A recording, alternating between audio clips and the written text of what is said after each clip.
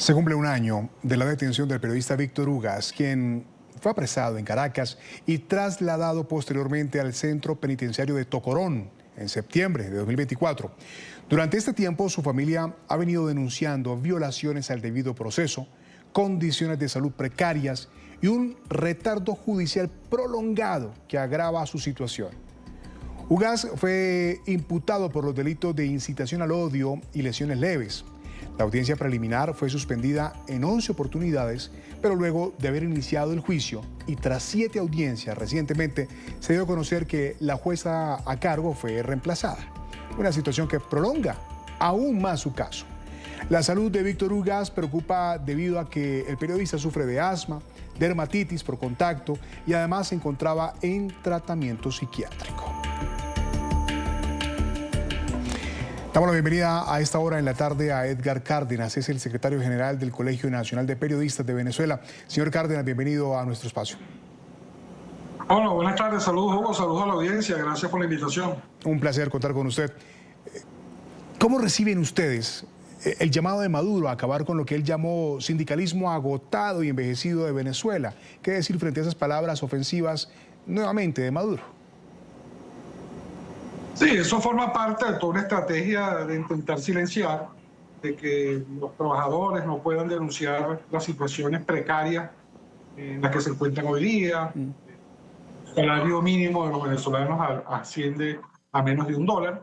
Y por supuesto se impacta en el funcionamiento de esas estructuras, de esa dirigencia sindical que busca por supuesto luchar por las reivindicaciones de los trabajadores.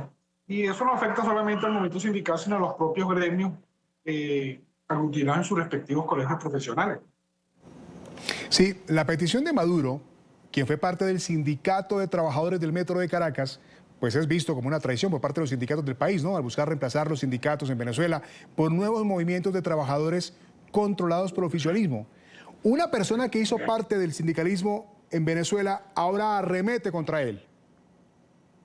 Sí, es totalmente contradictorio, evidentemente porque los principios no deberían negociarse, sobre todo si se está convencido de la necesidad, de la importancia y la trascendencia que tiene la defensa de la libertad sindical, del derecho al trabajo y de todas las reivindicaciones que deben disfrutar los distintos trabajadores.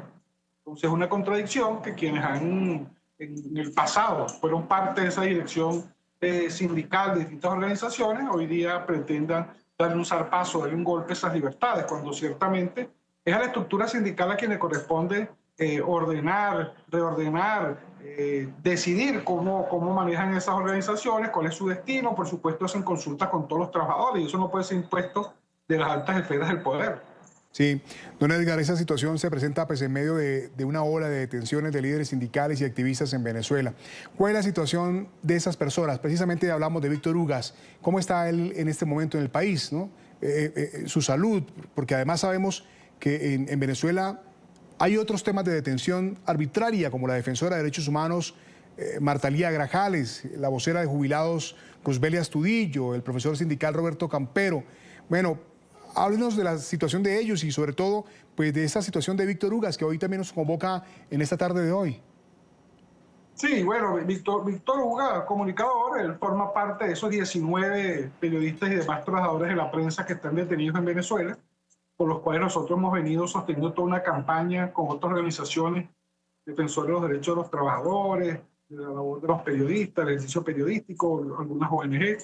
Bueno, porque está detenido desde hace un año precisamente, hoy se cumple un año, una detención que nosotros desde el principio consideramos arbitraria. Bueno, porque fue producto de una especie de altercado con un generador de contenidos, un denominado TikToker, afecto pues al partido de gobierno, tenemos entendido. Y bueno, la decisión se fundamenta entonces de esa detención y ese juicio contra el odio, ¿no? Incitación al odio. Y esto no es novedoso, no es nuevo, porque con esa ley se ha pretendido silenciar a los periodistas en Venezuela. Nosotros del Colegio de Periodistas de la sección Distrito Capital en Caracas les hemos denominado un delito comodín, porque prácticamente a todos los periodistas, independientemente de los delitos que presuntamente hayan cometido o se les quieren imputar, uno de ellos principalmente es incitación al odio, el cual tiene unas penas muy elevadas, ¿no?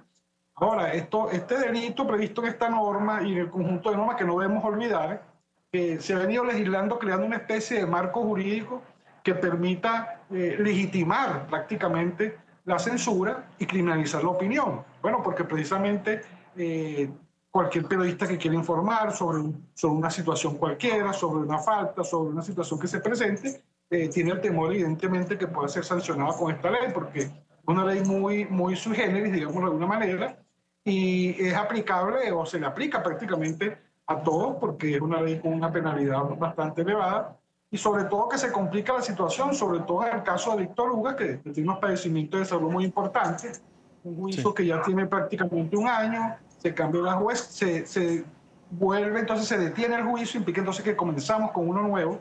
Sí. Y por supuesto todo eso implica un retraso total, una violación permanente a los derechos humanos, a los derechos civiles y sobre todo en las condiciones que se encuentra actualmente Víctor Ugas, que todos conocemos que está en una situación bastante delicada en materia de salud.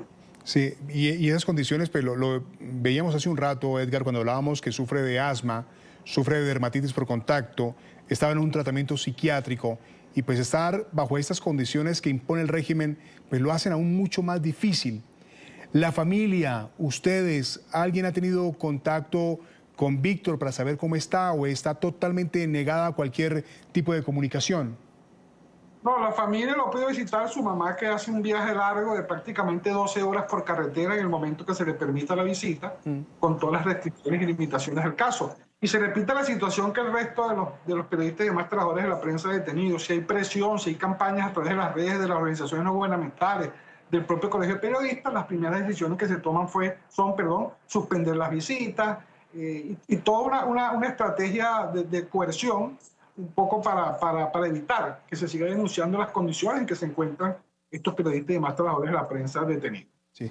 Edgar, en medio del contexto internacional, en la que Estados Unidos aumentó la recompensa a Nicolás Maduro de 25 a 50 millones de dólares, en medio de todo lo que está pasando y lo que se escucha que pasa en el país, de esa posición internacional frente a Nicolás Maduro, pues hace que sea aún mucho más difícil hablar con tranquilidad de lo que pasa en el país. ¿Siente usted que en esas últimas semanas ha sido mucho más fuerte esa presión por parte del régimen para impedir que la prensa haga su trabajo? Nosotros pensamos que no ha variado porque ciertamente la presión es permanente, no es reciente.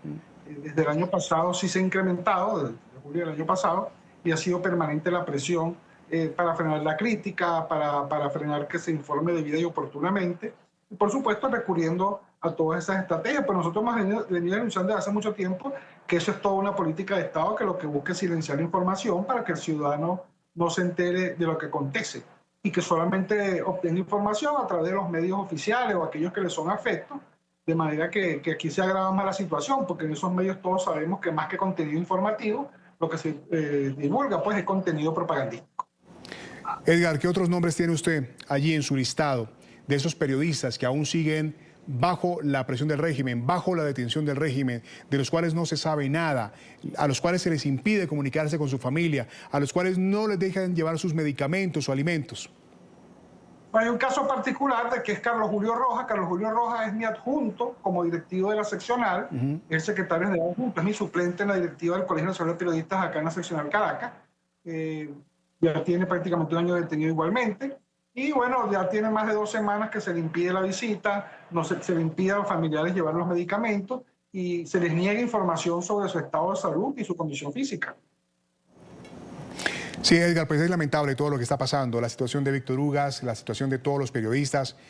Como colegas entendemos esa situación tan dramática, tan dolorosa y esperamos que por fin en Venezuela, que esté más cerca pues, el retorno de la democracia, el retorno de la libertad para estas personas y sus familias.